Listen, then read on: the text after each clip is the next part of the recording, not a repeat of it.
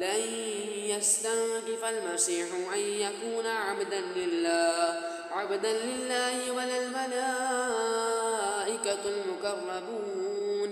ومن يستنكف عن عبادته ويستكبر فسيحشرهم إليه جميعا. فأما الذين آمنوا وعملوا